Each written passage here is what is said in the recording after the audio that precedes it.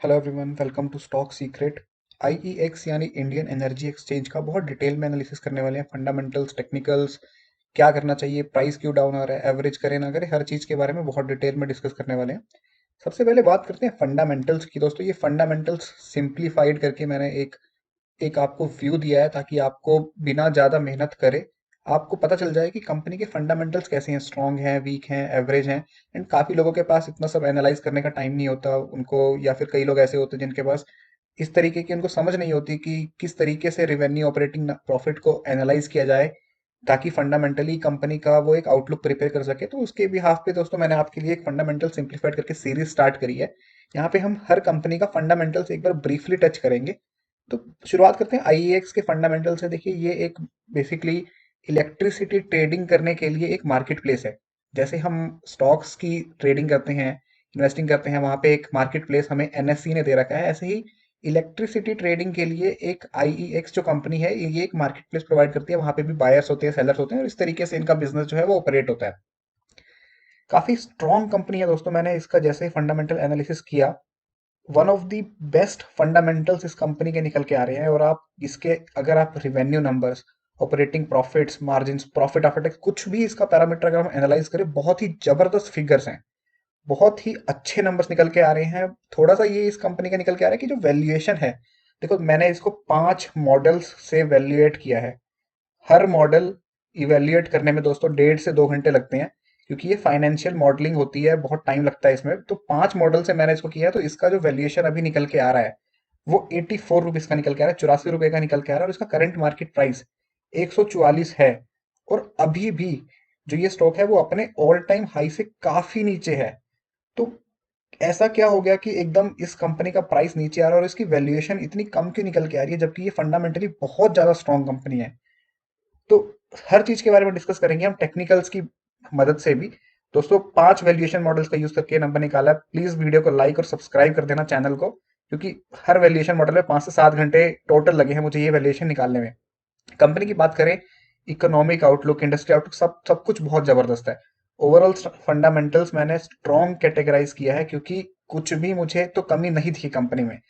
Obviously होता ही, अगर हम कोई भी कंपनी एनालाइज करें, 100% कोई भी कंपनी आइडियल नहीं होती। उसमें डेफिनेटली छोटी मोटी चीजें इधर उधर होती हैं, लेकिन ओवरऑल सुपर फंडामेंटल्स। एंड इसीलिए एक टाइम पे इस कंपनी को ऐसे बात की जाती थी कि आईईएक्स की तो मोनोपोली हो जाएगी, तो इसकी तो कुछ तोड़ होगा नहीं। एंड उसी वजह से इसका स्टॉक प्राइस एक बार बहुत ज्यादा पंप भी हुआ था। टेक्निकल्स पे जाके, चार्ट पे जाके इसको बहुत डिटेल में समझते हैं कि हुआ क्या है। चार्ट में आपको बहुत ही सिंपल लैंग्वेज में समझाने की कोशिश करूंगा, जिसको प्राइस एक्शन नहीं भी आता, ताकि वो भी समझ जाए। देखो, मंथली का चार्ट है ये। मंथली के चार्ट पे देखो, अगर स्टॉक एक बार लगभग 320 का हाई लगा चुका है, लगातार 320 का हाई लगाया, और अगर मैं अपने इसके ऑल टाइम हाई से इसको अभी अभी एनालाइज करूं, तो लगभग स्टॉक जो है वो अपने ऑल टाइम हाई से 55% नीचे आ चुका है, जो कि बहुत अच्छा करेक्शन दे चुका है। अभी जिसने अगर यहाँ पे बाय किया होगा 270 280 के लेवल पे या 250 के लेवल के आसपास, वो उसको बहुत बड़ा लॉस दिख सकता है अपनी स्क्रीन पे। देखो दोस्तों, मैं आपको पहले भी बताता हूँ, जब भी स्टॉक भाग रहा हो ना, हमें भागती गाड़ी में नहीं चढ़ना है।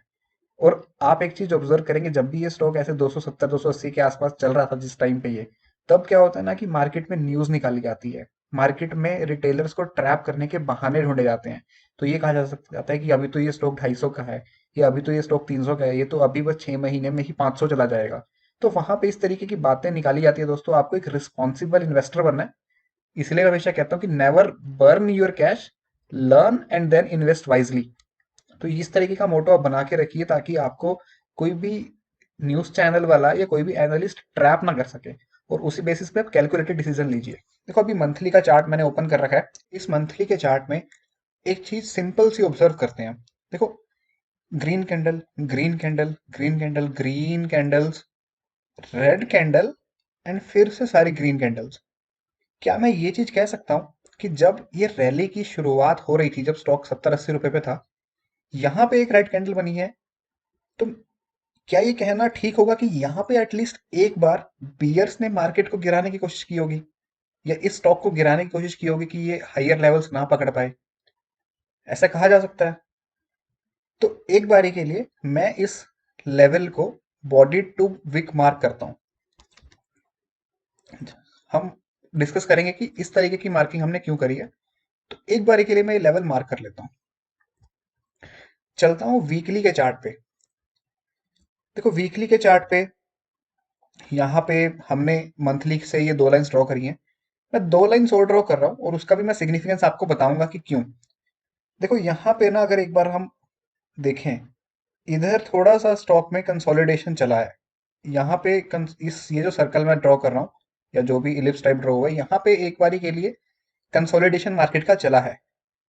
और इस पर्टिकुलर लेवल पे आके यहाँ पे स्टॉक ने ब्रेकआउट दिया, यानी कि जो ये बुल्स और बियर्स की फाइट चली है आईईएक्स के स्टॉक में, कुछ इस लेवल पे आके इसने ब्रेकआउट दिया है जहां पे बुल्स प्राइस को ऊपर ले जाने में कामयाब हो गए। तो इस लेवल को भी मैं एक डिफरेंट कलर से मार्क कर लेता हूँ एक बार।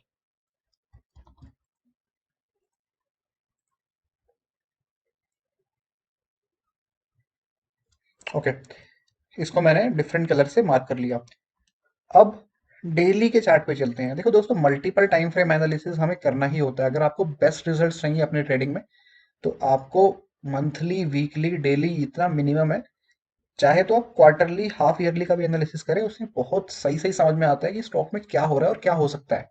अभी के लिए हम देखते नहीं, हम सिर्फ यहाँ तक समझते हैं कि हमने ये लेवल्स, दो लेवल अपने मार्क कर लिए। डेली के चार्ट पे चलते हैं। देखो मैं डेली के चार्ट पे गया, मैं देखता हूँ कि यहीं पे कुछ मुझे दिख रहा है क्या, कुछ भी अगर मुझे मेरी ऑब्जर्वेशन आती है, मैं समझ के चल रहा हूँ मुझे प्राइस एक्शन बिल्कुल नहीं आता। मैं यहाँ देखता हूँ मुझे कोई ऑब्जर्वेशन नहीं मिली। मैं यहाँ देखता हूँ मुझे कोई ऑब्जर्वेशन नहीं मिली। ठीक है, तो मैं सोच रहा हूँ कि मैं डेली का चार्ट अभी के लिए इग्नोर कर देता हूँ। मैं वापस चलता हूँ वीकली के चार्ट पे एक बार। ठीक है, और उसके लिए मैं आपको एक चीज दिखाता हूँ दोस्तों।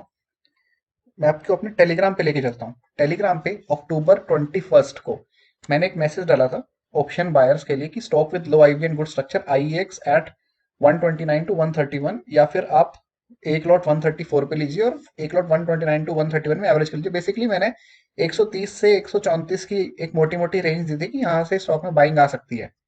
अब देखते हैं हुआ क्या। तो बेसिकली वो ये रेंज ही थी जो मैंने बाइंग करने के लिए अपने मेंबर्स को रिकमेंड करी थी ऑप्शन बाइंग के लिए।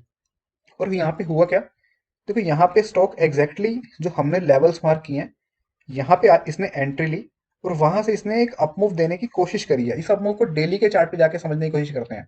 देखो बेसिकली अक्टूबर 21 का मैसेज था वो, ये है अक्टूबर 21 की कैंडल। तो एक तरीके से यही स्टॉक ने नया बॉटम बनाने की कोशिश की है। इसके बाद लगातार स्टॉक थोड़ा ऊपर जाने लगा। यहाँ पे हमारा ऑप्शन जो हमने लिया था वो डबल हो गया था, क्योंकि एक बार तो लगातार देखो ना, यहाँ पे 7-8% स्टॉक ऊपर चला गया था। अब इसमें मैं क्यों कह रहा हूँ कि मुझे स्टॉक में अब स्ट्रेंथ दिख रही है, मैं आपको समझाने की कोशिश करता हूँ। देखो ये जो लाइन है आप देख रहे हो, ये 20 मूविंग एवरेज की लाइन है, एक्सपोनेंशियल 20 मूविंग एवरेज। स्टॉक जब नीचे आ रहा था हमेशा इससे रेजिस्टेंस ले रहा था। ये देखो, एक बार कोशिश करी स्टॉक ने इसके ऊपर जाने की, लेकिन वहां पे भी सक्सेसफुल नहीं हुआ और वहां से फिर दोबारा नीचे आ गया।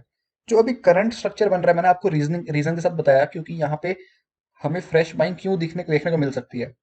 यहाँ से स्टॉक ने लगातार 20 मूविंग एवरेज के ऊपर एक प्राइस एक्शन बनाना शुरू कर दिया। प्राइस एक्शन बहुत सुपर्ब नहीं है अभी के लिए, लेकिन कुछ कुछ स्ट्रक्चर बनना शुरू हो गया है, जिसकी वजह से देखो आप अभी 20 मूविंग एवरेज के ऊपर स्टॉक धीरे धीरे सस्टेन भी करने लग गया है।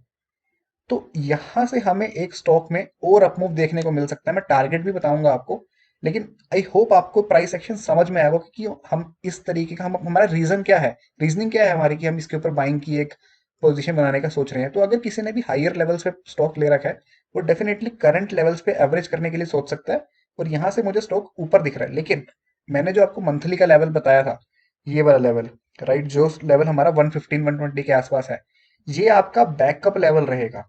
अगर स्टॉक इन फ्यूचर कभी नीचे आता है तो आपको डेफिनेटली यहाँ भी आंख बंद करके बाय करना है। 100% यहाँ से स्टॉक में एक अपमूव आपको देखने को मिलेगा। तो मैंने आपको दोनों लेवल्स शेयर कर दिए हैं। आप एक करंट लेवल पे एक पोजीशन बना सकते हैं और एक 115-120 के आसपास कभी भी स्टॉक आएगा, वहां पे आपको बाइंग पोजीशन बनानी है। और स्टॉक की मैं आपको टारगेट बता देता हूँ कि टारगेट्स कितने हो सकते हैं। देखो इसके अंदर जो एक खुल के तेजी आएगी ना, जो एक क्विक मोमेंटम कहते हैं, जब स्टॉक लगातार 5%, 6% डेली ऊपर जाने लगता है, वो आएगी एक बार ये 160-165 का लेवल निकलेगा। तो ये छोटा सा एक रेजिस्टेंस है, छोटा सा है लेकिन रेजिस्टेंस है। एक बारी के लिए यहाँ पे जो बियर्स हैं वो फ्रेश सेलिंग का ट्राई करेंगे, लेकिन यहाँ पे इवेंचुअली बुल्स जो है वो इस लेवल को निकाल देना चाहिए उन लोग को। तो 160-165 के ऊपर जब ये स्टॉक मूव करने लगेगा, तब इसमें क्विक मोमेंटम देखने को मिल सकता है। और जो इसके फाइनल टारगेट्स हैं, देखो दोस्तों यहाँ पे एक छोटा सा स्ट्रक्चर है जो बियरिश आउटलुक दे सकता है। सेम इसको भी आप वीकली के चार्ट में एनालाइज करेंगे, आपको पिक्चर क्लियर हो जाएगी। तो इसके टारगेट जो है 220 220 225 प्लस के आपको देखने को मिल सकते हैं in future. All time high का प्लान हम करेंगे, लेकिन अभी क्या है कि थोड़ा सा स्टॉक वीक ज्यादा है। तो ऑल टाइम हाई का हम प्लान एक नई वीडियो में कर लेंगे जब स्टॉक इस लेवल के आसपास होगा, लेकिन अभी 220 25 के लेवल हमें इजीली देखने को मिल सकते हैं। और लगभग देखो दोस्तों उस लेवल पे 50-55% तक की हमें इस स्टॉक में रिटर्न मिल सकते हैं। तो स्टॉक अच्छा है, फंडामेंटली स्ट्रांग है। आई नो कंपनी थोड़ी सी ओवर वैल्यूड दिखा रहा है, पर कंपनी के पास हर रीजन है ओवर वैल्यूड होने का। इतने अच्छे फंडामेंटल्स हैं, तो आप अगर आपका प्रोडक्ट अच्छा है, एप्पल के जो फोन्स आते हैं वो प्रीमियम अच्छे फोन्स होते हैं, तो वो कंपनी उसका प्रीमियम लेती है। Same goes with stocks as well. तो दोस्तों आई होप आपको ये वीडियो अच्छा लगा होगा, और भी बहुत सारे वीडियोस है चैनल पे, आप चेकआउट कर सकते हैं। अगली वीडियो में मिलते हैं। Have a good day.